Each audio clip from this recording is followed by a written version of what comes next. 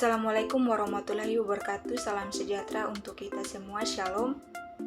Di kesempatan kali ini saya akan memaparkan materi terkait mata kuliah konservasi lahan.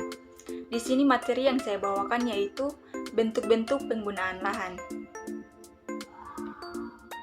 Foto udara adalah salah satu rekaman detail permukaan bumi yang dipengaruhi oleh panjang fokus lensa kamera, ketinggian terbang pesawat, waktu pemotretan, jenis film dan filter yang dipakai saat pemotretan.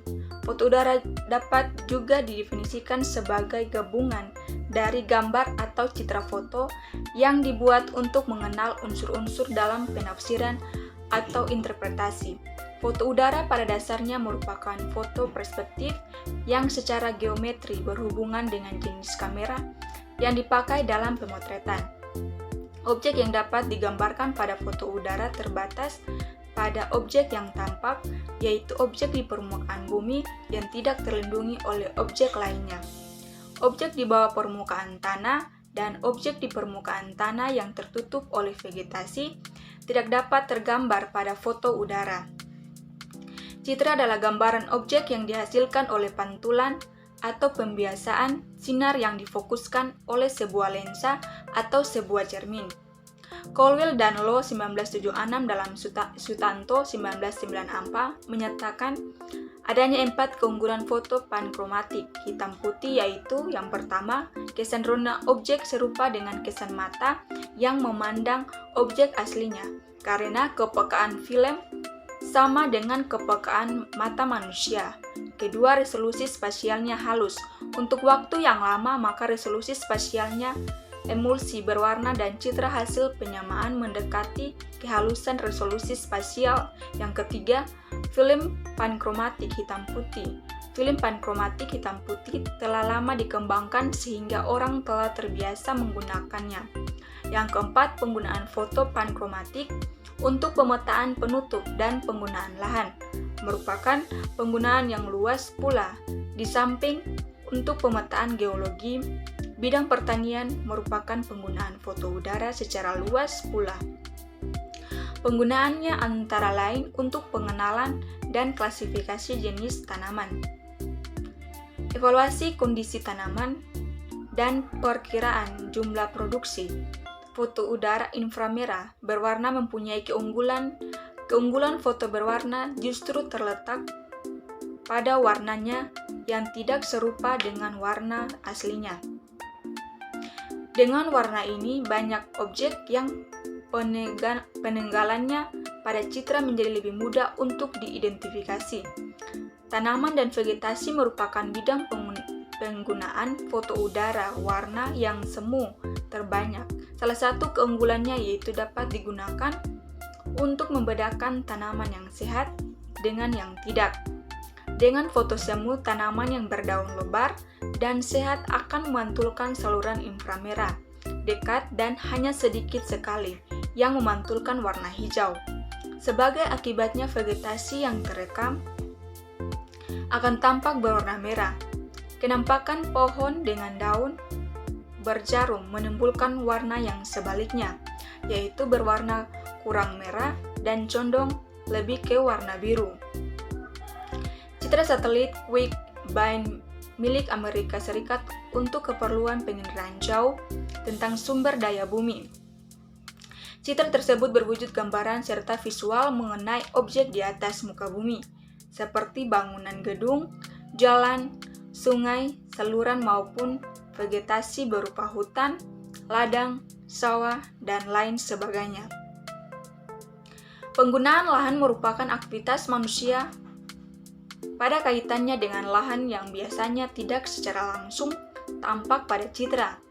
Penggunaan lahan telah dikaji dari beberapa sudut pandang yang berlainan, sehingga tidak ada satu definisi yang benar-benar tepat.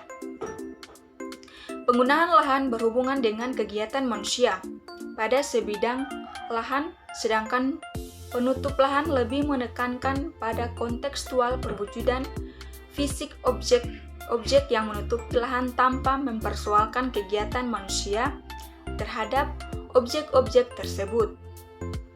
Secara umum perbedaan kedua istilah ini yaitu penggunaan lahan biasanya meliputi segala jenis kenampakan dan sudah dikaitkan dengan aktivitas manusia dalam memanfaatkan lahan. Sedangkan penutup lahan mencakup segala jenis kenampakan yang ada di permukaan bumi yang ada pada lahan tertentu. Sejalan dengan pemahaman tersebut, menurut Food and Agriculture Organization, penggunaan lahan dapat didefinisikan sebagai fungsi lahan yang ditentukan oleh kondisi alam maupun oleh campur tangan manusia dan secara khusus sering merujuk pada pengelolaan lahan terhadap manusia. Pemanfaatan teknik penginderaan jauh untuk pemetaan penutup lahan dan penggunaan lahan sudah memasuki tahap operasional. Bahkan semakin lama dirasakan, semakin menguntungkan dibandingkan dengan survei langsung di lapangan. Pemanfaatan citra penginderaan jauh sebagai sumber data untuk pemetaan penggunaan lahan sangat dipengaruhi oleh yang pertama resolusi spektral, kedua resolusi spasial, 3 skala, 4 tingkat kerumitan objek yang direkam pada citra tersebut. Pemilihan panjang gelombang resolusi spasial dan skala yang tepat akan sangat menentukan ketelitian hasil identifikasi penggunaan lahan. Bentuk-bentuk penggunaan lahan di Indonesia dari tempat satu ke tempat lainnya beragam bentuknya tergantung kondisi fisik atau lingkungan setempat. Bentuk-bentuk tersebut dapat didasarkan dari sistem klasifikasi penggunaan lahan yang paling berpengaruh dalam pembuatan peta penggunaan lahan di Indonesia, yakni pertama klasifikasi penggunaan lahan menurut Darmo Yuwono lebih cenderung memfokuskan pada aspek penggunaan lahan yang berpedoman pada Commission on World Land Survey. Klasifikasinya memiliki hierarki atau penjejangan yang mantap, tetapi klasifikasi menurut Darmo Yuwono ini jarang digunakan di Indonesia karena jarang disosialisasikan terhadap masyarakat luas. Berikut bentuk penggunaan lahan menurut Darmo Yuwono 1964. Yang pertama, lahan pemukiman dijabarkan menjadi pemukiman dan lahan non-pertanian. Meliputi pemukiman perkotaan, pemukiman pedesaan bercampur kebun dan tanaman keras, dan lahan non-pertanian dan lain-lain. 2. Kebun ditanami sayuran, buah-buahan kecil, dan bunga. Kelas ini sangat umum dan terdapat di beberapa pedesaan wilayah Indonesia. Biasanya sayuran, buah-buahan kecil seperti tomat, mentimun, dan lain sebagainya merupakan tanaman campuran atau tumpang sari, seperti halnya di pertanian lahan kering. Yang ketiga, tanaman keras antara lain tanaman kelapa, rambutan, tanaman pohon lainnya. Yang keempat, lahan untuk tanaman semusim antara lain padi, jagung, ketela pohon, tanaman perdagangan. Yang kelima, lahan padang, rumput yang dikelola seperti lapangan olahraga. Yang keenam, tanaman padang rumput yang tidak dikelola untuk pengembalaan. Yang ketujuh, lahan hutan, dikelaskan hutan lebat, hutan terbuka, pohon jarang merupakan sabana tropis, hutan belukar, hutan rawa, hutan sudah dibuka atau dibakar, hutan industri, hutan ladang. Yang kedelapan, bentuk-bentuk tubuh perairan adalah rawa, air tawar, rawa pasang surut, kolam ikan, sungai, danau, dan laut. 9. Lahan tidak produktif seperti lahan kosong, lahan berbatu, lahan berpasir, dan lahan berbukit, dan gunung atau pegunungan. Klasifikasi penggunaan lahan menurut Eimade Sandi lebih mendasarkan pada bentuk penggunaan lahan dan skala peta, membedakan daerah, desa, dan kota.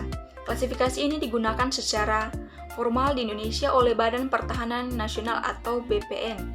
Berikut bentuk-bentuk penggunaan lahan menurut Eimade Sandi dalam Tangguh Wikasono, yaitu yang pertama, lahan pemukiman meliputi perumahan termasuk pekarangan dan lapangan olahraga. Yang kedua, lahan jasa meliputi kantor pemerintahan, sekolah, puskesmas, dan tempat ibadah.